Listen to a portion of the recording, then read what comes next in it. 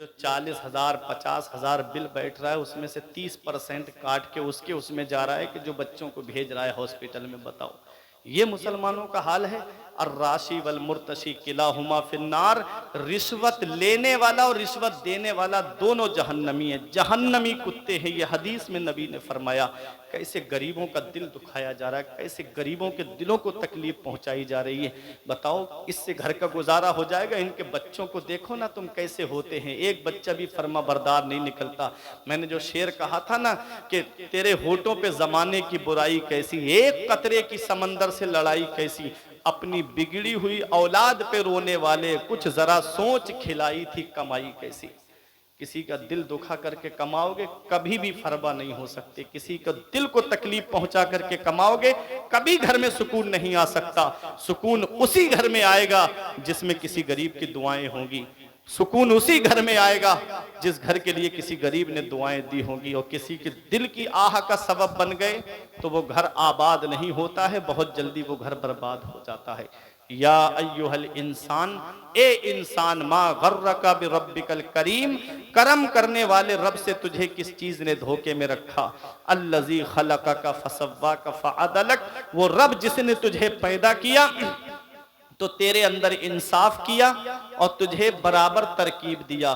دیکھو اللہ کتنا مہربان ہے ہمارے اوپر. اس نے پیر ہم کو سلامت دیے، اس نے ہاتھ ہم کو سلامت دیے، اس نے کان ہم کو سلامت دیے، اس نے آنکھیں ہم کو سلامت دی، اس نے زبان ہم کو سلامت دی، اس نے ہارٹ ہم کو سلامت دیا، اس نے کڈنیاں ہم کو سلامت دی. ہاسپٹلوں میں جا کر کے دیکھو کسی کا پیر کا علاج چل رہا ہے، کسی کے ہاتھوں کا علاج چل رہا ہے، کسی کی آنکھوں کا علاج چل رہا ہے، کسی کے کانوں کا علاج چل رہا ہے، کسی کے ہارٹ کا علاج چل رہا ہے، کسی کی کڈنیوں کا علاج چل رہا ہے. اللہ نے تم کو آزا سلامت دیے ہیں. اللہ کا شکر کتنا ادا کر رہے ہو؟ آج مسجدیں ہماری سونی ہو گئی، آج مسجدیں ہماری سونی ہو گئی اور ہم نے سنیما ہال آباد کر دیے. ہر گھر کو ہم نے سنیما ہال بنا دیا ہے. یاد رکھو پیارے مسلمانوں، اس رب کی بارگاہ میں جھک جاؤ.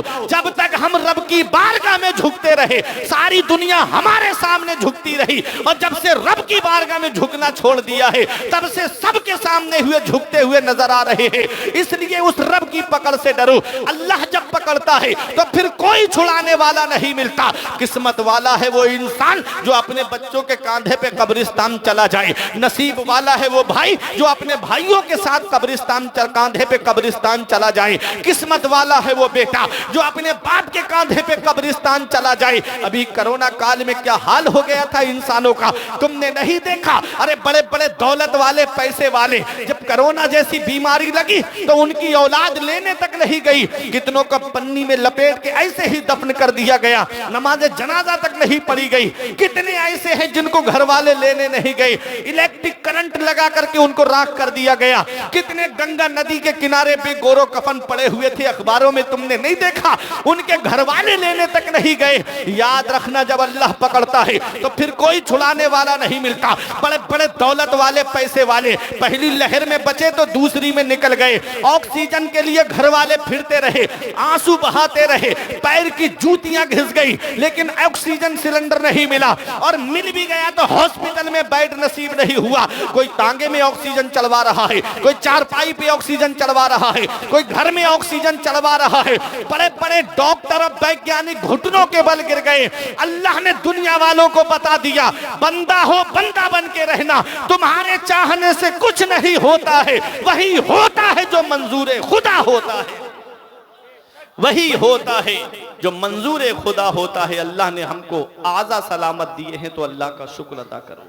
زندگی سلامت دی ہے تو اللہ کا شکر ادا کرو.